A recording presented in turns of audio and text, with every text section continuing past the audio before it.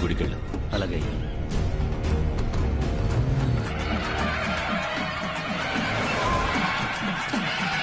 నమస్కారం అయ్యా. రండి కలెక్టర్ గారు. నమస్కారం సార్. నమస్కారం. నమస్కారం. మొత్తానికి సుప్రీంకోర్టు వరకు వెళ్లి రహస్య గది తలుపు తెరవడానికి పర్మిషన్ తీసుకున్నారు. ఏం చేయమంటారయ్యా? 25 ఏళ్లుగా జమీందారు గారు ఆ గదిని తెరవనివ్వలేదే. ఊరు పంచాయతీ కింద కోర్టు చెప్పింది విన్నందువల్ల సుప్రీంకోర్టు వరకు వెళ్ళక తప్పలేదు. సరే రండి తలుపు తెరుద్దాం. ఆగండి, సుబ్రహ్మణ్యపురం వాళ్ళు రావాలి కదా. సుబ్రహ్మణ్యపురం వాళ్ళ వాళ్ళే ఆ సుబ్రహ్మణ్యేశ్వరుని ఇరువేల్పుగా కొలుస్తారు. వాళ్ళ వంశం వాళ్ళే ఈ గుడిని కట్టారు. వచ్చే శుక్రవారం దీపం కదా, అందుకే ఇక్కడికి వస్తున్నారు. ఏం దీపం? మీరు ఊరు కొత్త కదా, తెలియదులేండి. ప్రతి ఏడాది ఈ శివాలయం నుండి కాగడా తీసుకెళ్లి కొండ మీద అమ్మవారికి మహాదీపం వెలిగిస్తారు. ఆ జ్యోతి వెలుగులోనే సుబ్రహ్మణ్యుడు తల్లిదండ్రుల్ని కొలుస్తాడని శాస్త్రం చెబుతోంది. సంప్రదాయంగా సుబ్రహ్మణ్యపురం వాళ్ళు కాగడా తీసుకోవడం కోసం ఈ గుడికి వస్తున్నారు. సరిగ్గా ఈ రోజు వాళ్ళు వచ్చే సమయానికి మనకి కోర్టు తీర్పు వచ్చేసింది కదా. ఆ ఊరు స్వామీజీ ముందే గది తలుపులు తెరవాలని ఊరు జనం ఆశపడుతున్నారు.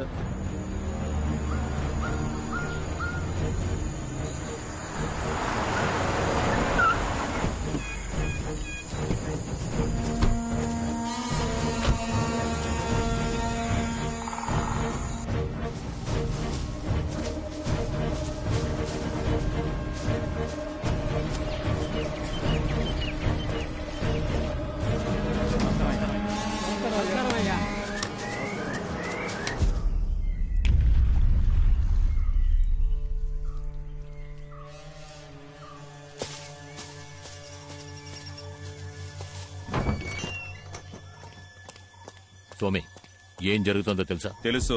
బుద్ధి లేని జనాలు తాళం వేసిన రూమ్ లో కోట్లు విలువ చేసే నగలు బంగారం ఉన్నాయనుకుని కేసుని ఇలా చేసి పారేశారు. అందులో ఉన్నది మట్టిగడ్డే. అందులో ఉన్నది ఏం స్వామి, అది అంతమై ఉంటుందిగా. దాన్ని అంతం చేయడం వదిలేయడం ఆ దేవుడి చేతుల్లో ఉంది. ఏమంటున్నారు? నేను చెప్పింది అర్థం కాలా? చేసిన దానికి శిక్ష తప్పదు అంటున్నా. నిన్ను సమర్థించి నేను తప్పు చేశాను. 22 సంవత్సరాలయ్యాయి. ఇప్పుడు ఎవరికేం తెలుసు? నాకంటే శక్తివంతుడు ఆ సుబ్రహ్మణ్యపురం స్వామీజీ. అతనక్కడ కాలు మోపగానే జరిగింది మొత్తం తెలిసిపోతుంది. నా ముందు నుంచకు పో.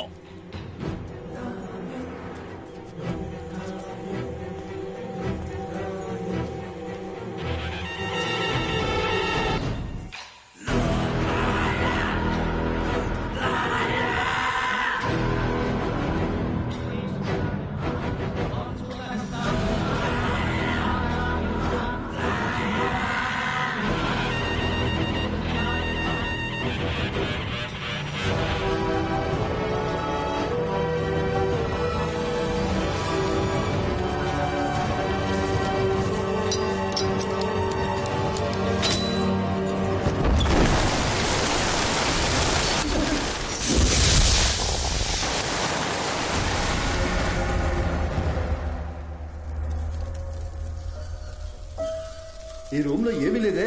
ఎందుకు జమీందారు ఇన్నాళ్ళు తాళం వేసి ఉంచారు? ఏమయ్యా, ఈ ఖాళీ రూమ్ కోసమా ప్రజలు కేసు పెట్టి సుప్రీంకోర్టు వరకు వెళ్లారు? చెప్పు. అయ్యా, మంచి వార్తే. మనం భయపడినట్టుగా రూమ్ లో ఏమీ లేదు.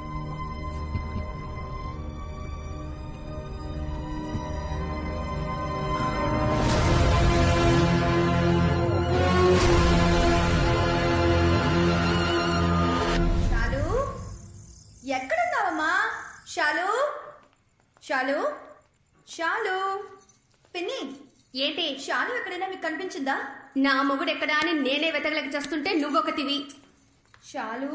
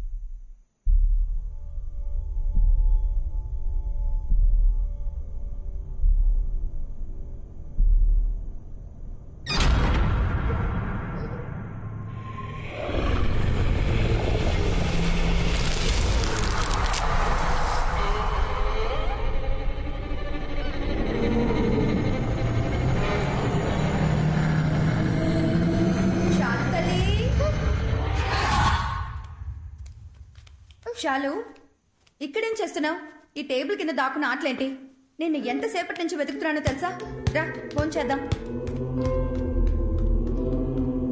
మసు మరణం టప్పు తరుణం అతని పేరే మనకు శరణం. మసు ఏంటమ్మా ఇది? షాలుని జాగ్రత్తగా చూసుకోమని చెప్పి నేను నీకేగా అప్పగించి వెళ్ళాను. దానికన్నా నీకు టిక్ టాక్ ముఖ్యమైపోయిందా? వీడియోకి లైక్ పెడతావనుకుంటే నువ్వు ఫోన్ నీ కింద పడేస్తున్నావేంటి? నీ కోపం పొగర వల్లేని కట్టుకున్న ముగుడికి డైవర్స్ ఇచ్చేసి ఇక్కడ పిల్లతో ఒంటరిగా కష్టపడుతున్నావు. నువ్వు మాత్రం ఏంటి నీ మొగుడుతో నా ఉన్నా? ఏయ్, వాడే నన్ను వదిలేసి పారిపోయాడే. నా రాత బాగోకే నీ పిల్లని చూసుకుంటూ నా తమ్ముడు పచ్చనే ఇలా బతుకుతున్నాను. కానీ నీ మొగుడు సంగతి అలా కాదుగా. మా అల్లుడు బంగారు కొండ. మీ చెల్లెలు నన్ను తరుముకొస్తోంది. ఈ రోజేంటి అరుస్తోందా కరుస్తోందా? అరుస్తూ కర్రతో వస్తుంది. నన్ను ఇరికించొద్దు. ఎక్కడికెళ్ళి చచ్చావు? నువ్వు మాత్రం ఈ రోజు నా చేతికి దొరికావో ఒకే దెబ్బ గుర్రలేదు చెక్క. ఏంటి మళ్ళీ? లేకపోతే ఊర్లో అందరి దగ్గర అప్పులు చేసి దానికి వడ్డీ కట్టాలని ఆస్తి అమ్మేశాడు. ఏదో అన్నయ్య కాళ్ళు పట్టుకొని ఇంట్లో మూలుంటాడని తీసుకొస్తే మళ్ళీ కుక్క బుద్ధి చూపిస్తున్నాడు. ఇప్పుడు నా చైన్ కాజేశాడు. దొంగ పంది. పాపవే, ఆయనకి వినిపించిందంటే చాలా ఫీల్ అవుతాడు. మొహం వాడికి సిగ్గు సరం లేదు. తీసుకున్న అప్పుని ఇంకో 4 రోజుల్లో ఆడు తీర్చలేదో నీ కూతుర్లా నేను డైవర్స్ ఇచ్చి పారినొక్తా. అప్పుడే అప్పులోడెవడు వడ్డీ కట్టి గిడ్డి కట్టని ఇంటి ముందు నిల్చోడు. మీ అత్త మామల కుటుంబం రాజకీయాల్లో మునిగి తేలింది. మీ మామగారు పోయాక మీ ఆయనకి అదే పోస్టింగ్ ఇచ్చేశారు. గెలిచి ఎమ్మెల్యే అయిపోతాడని అప్పో సప్పో చేసేశాడు. ఆఖరికి ఓడిపోయాడు. గెలిచే మొహం అది. నేను చెప్పేది వినవే. సేట్ని ప్రస్తుతం దీంతో అడ్జస్ట్ అవ్వమను. ఏంటి కిట్టిబాబు గారు ఇది? సేటు జుబ్బా కుట్టివ్వమంటే మీరు వట్టి చెడ్డీ కుట్టిస్తే ఎలా? ఇది ఏ మూలకే? మీరు మాత్రం ఇంకో వారంలో ఫుల్ అమౌంట్ సెటిల్ చేయకపోతే సేటు మీ జమీందారు బావగారి మీద కేసు పెడతానంటున్నాడు. ఆయన మీద? అవును మరి, మీకోసం ఆయనే కదా పూచి సంతకం పెట్టింది. ఆయన ఎక్కడ పెట్టాడు రా? ఆయన సంతకం నేనే కదా ఓ, పెట్టాను. అంటే మిమ్మల్ని బొక్కలో తోస్తే జమీందారు గారు జామీన్ ఇవ్వలేరన్నమాట. జమీందార్ జామీన్ ఈ టైంలో ఈ రైమింగ్ ఇప్పుడు అవసరమా? ఏదో ఒక చక్కటి ఐడియా ఇవ్వరా? దీనికి ఒకే ఒక ఐడియా ఉంది. ఏంటి? సేటు గారు ఎప్పటి నుంచో ఈ అంతఃపురం మీద చుట్టూ ఉన్న ఖాళీ స్థలం మీద ఒక కన్నేశారు. జమీందారు గారితో మీరు ఏదో ఒకటి చెప్పి ఈ అంతఃపురాన్ని అమ్మేలా చేస్తే ఇందులో వచ్చే కమిషన్ అమౌంట్ తోనే మీ అప్పు మొత్తం తీర్చేయచ్చు. నేనే వడ్డీకి డబ్బులు లేక ఇల్లరికి పల్లుడుగా వచ్చాను. జమీందారుతో నన్ను చెప్పమంటున్నావే? ఎవరిని మాట్లాడమని చెప్పండి. అది నాతోనే సరిగ్గా మాట్లాడదు. నా తరపున మాట్లాడుతుందా? నీ దగ్గర దాచడం ఎందుకు? పెళ్ళే ఈ ఏడాదితో 15 ఏళ్లు పూర్తవుతున్నాయి. ఇంకా ఫస్ట్ నైటే జరగలేదు. దాన్ని ముట్టుకోవాలంటే నేను అప్పు తెచ్చాలట. ఓ, అయితే మరి అక్క ఇంకా ఫ్రెష్ గానే ఉన్నారా? చాలు, నువ్వు రాను రాను బాగా అల్లరి చేస్తున్నావు. తినకుండా మానేయడానికి ఏదో ఒక రీజన్ చెప్తూనే ఉన్నావు. ఏమీ లేని ఇంట్లో దెయ్యం ఉంది భూత ఉందని డ్రామాలు ఆడడం స్టాప్ చేయి. లేదంటే నేను హాస్టల్ కి పంపించేస్తాను. ఐడియా. అంతఃపురంలో ఓ ఆత్మ తిరుగుతోందని మనమే పుకారు పుట్టిస్తే అందరూ వెళ్ళిపోతారు. అంతఃపురాన్నప్పుడు ఈజీగా అమ్మేయచ్చుగా. మరి దెయ్యాన్ని ఎలా రప్పిస్తారు? వాణిక్యం, నీ సెల్ ఫోన్ లో నువ్వు సెల్ఫీ తీసుకున్నప్పుడు నీ మొహాన్ని ఎప్పుడు చూసుకోలేదా? ప్లీజ్ నా కోసం నేను చెప్పినప్పుడు దెయ్యం వేషం వేసుకో. నా ప్రాబ్లమ్స్ అన్ని సాల్వ్ అయిపోతాయి. అయ్యయ్యో, కొత్త ప్రాబ్లం వచ్చింది. నువ్వు వెళ్ళిపో, నేను వెళ్ళిపోతా.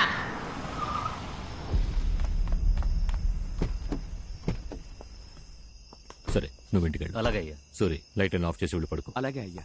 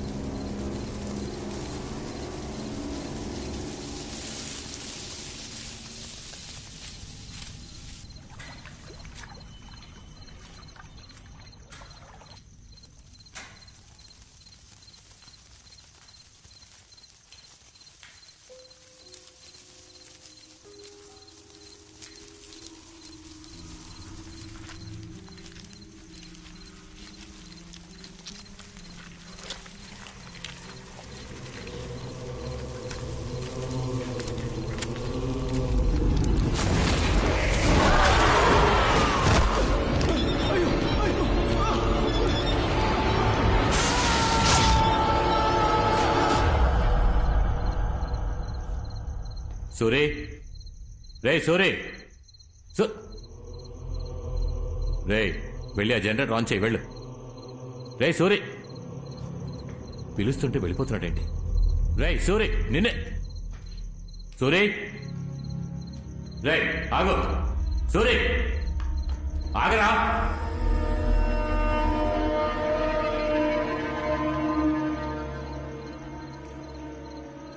సూరి